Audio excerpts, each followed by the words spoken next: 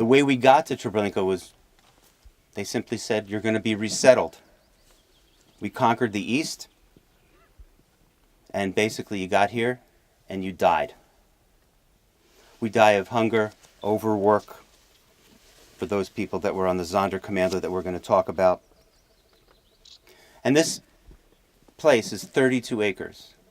When our train arrives to this place, we see a gate just at the place where the tracks come in. And it says that term that all of us have heard and seen, Arbeit macht frei, work will make you free.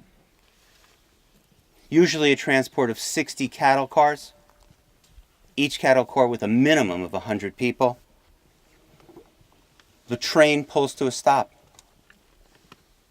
And students, when you heard from Max and Sam of what they endured on their trips on those wagons, you understand what happened. People died.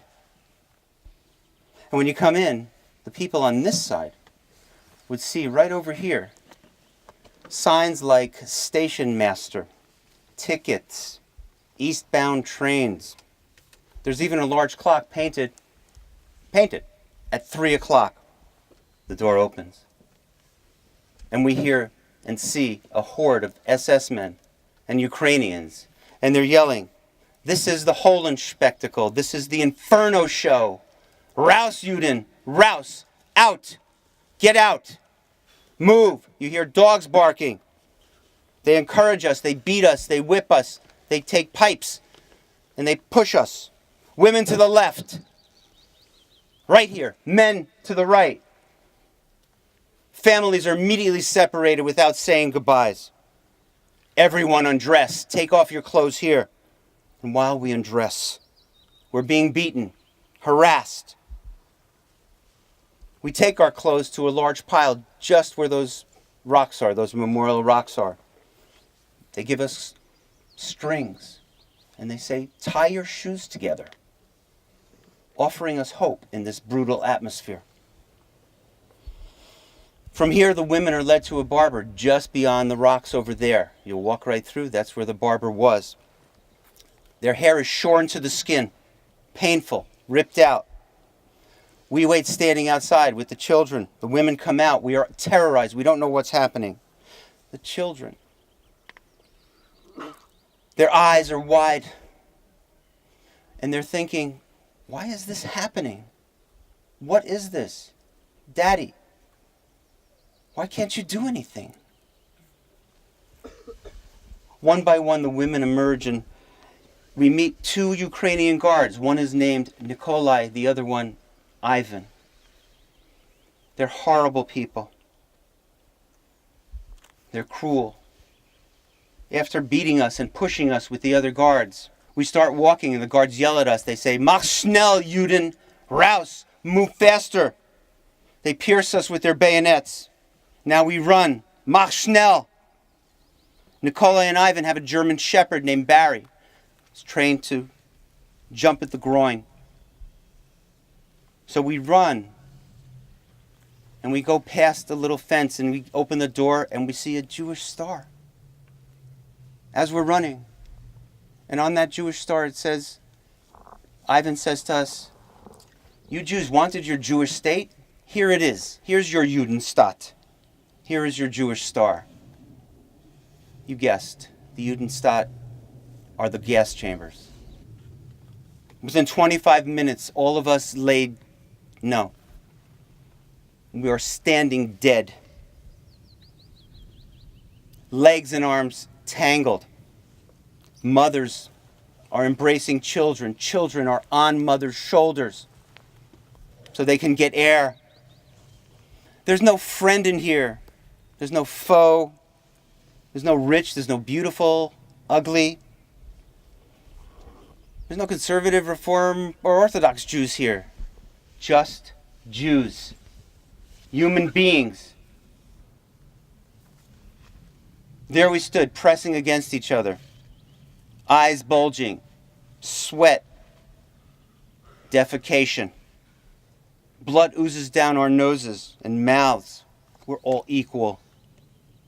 All yellowed by the gas. After the bathmasters, Ivan and Nikolai, open the doors, the Sonderkommando comes in, our fellow Jewish brothers. And their job is to take us out. They take grappling hooks, large grappling hooks, because they cannot move the bodies. And they pull them out. And then they go in and pull them out one by one. And they take our brothers and sisters out. And they take them to a place called the hospital, some of them. And they rip gold teeth out. They look for gold teeth. And they check the cavities, personal cavities of the individuals, for anything that they might have hidden. The humiliation, the disgusting way they did this to us. And the Jews of the Sonderkommando would carry them over to a big pit represented in the camp, and we'll show you when you go in. And they do something kind of called the sardine method. They put head to toe, toe to head, so they can fit as many people in the mass grave as possible. And so we ran to our deaths. We're dehumanized. But some of us resisted. Some of us cried, "Death to Hitler! Down with Hitler!" Many stories of resistance are buried. Particularly there was one where the women were all naked and a woman, young girl, 17 years old, grabs a machine gun from one of the Nazis and kills 13 Nazis. And after 4 months of planning, on August 2nd, 1943, there was a revolt here. And they came, and they were able to burn most of the camp down at that time, except for the Judenstadt. Most everything else, gone. Prisoners are randomly machine gunned by the guards. 750 ran away. They were all killed except for 200 that were brought back. The bottom line of this place, 870,000 people. 870,000 people perish here, were murdered. In late 1944, Poland is liberated, and Treblinka is pillaged by the local population looking for gold teeth and other treasures. So why did Jews resist? Why did Jews resist? Human dignity, pride, nekama, revenge. Taking lives with us was resistance for many. Do you think there's value to resistance if it failed? It did fail in the end. Resistance is really the story of the Jewish people. We've dreamed, we've hoped. 2,000 years we wanted our land back. We're martyred throughout the history. We resisted throughout that. The resistance of Treblinka, the Warsaw Ghetto Uprising. They're badges for us. They're badges that we should wear proudly for the future. Because we're about to go someplace in 2 days where the struggle still continues. It continues worldwide, and it continues in the beautiful modern state of Israel that struggles every day to defend itself and to have peace with their neighbors. Resistance is the bridge to the future. I really believe this. We resist, we continue. And I want all of you to think about this and ask yourselves, how will I resist? Listen. Listen to the wind, to the sky, to the beating of your heart. For we are here to pray as in a cemetery. They did not live long enough to be in one. We are now their cemeteries, their tombstones. We are now their mitzvahs.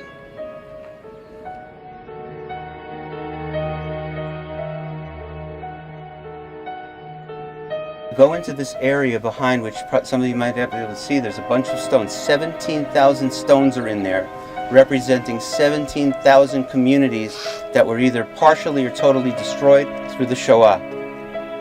And this place has become, again, we talked about this, the art of the Shoah. This is a piece of art.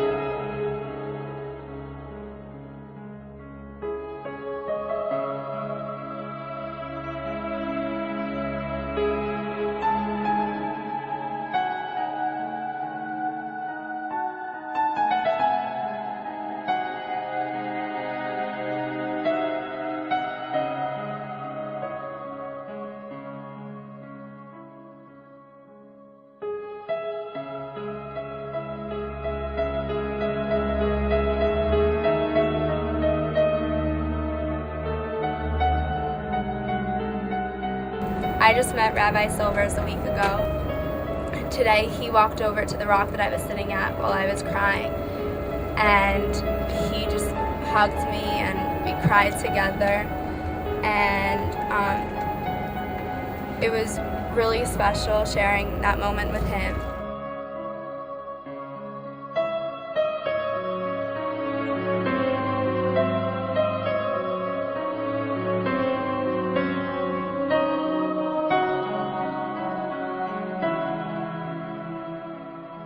We won. Like, the Nazis wanted us to be gone, and we won. But then today, sitting at Treblinka, like, I thought about all the people that we lost to get to winning, and that just made me emotional again. This trip has really taught me that I really need to just appreciate everything in my life and everyone in it, and like, you guys are now a really big part of my life. I love my life and I'm so happy to be living it. Probably one of the most meaningful moments of right now in my life is looking back at all the stones in Treblinka. This is what makes my life important. This is why I'm alive on the march, to remember all the people who were there who couldn't get love letters from their parents. I'm going to make sure people continue to go back, to hear, to remember. Today, when we opened our letters from our parents or family members, that just really hit home, and it made me realize that it's just really important to remember those who have passed. And it's okay to do it however you want to, but it's just important to do it. So I heard a story from a friend of mine whose grandfather survived the Holocaust. His grandfather was dragged out of his home, beaten by a Nazi. The Nazi laughed at him as he kicked him. And he said, "I don't understand why you don't just give up. Don't you realize it's over already? Don't you realize that we are going to take care of all of the Jews in Europe?" And as he continued to kick him, he said, "Don't you know that the neighbors of those Jews that are living in Israel will take care of them?" And then he smiled and he said, "And the Jews of America? Ha!" Prophetic words. They'll take care of themselves.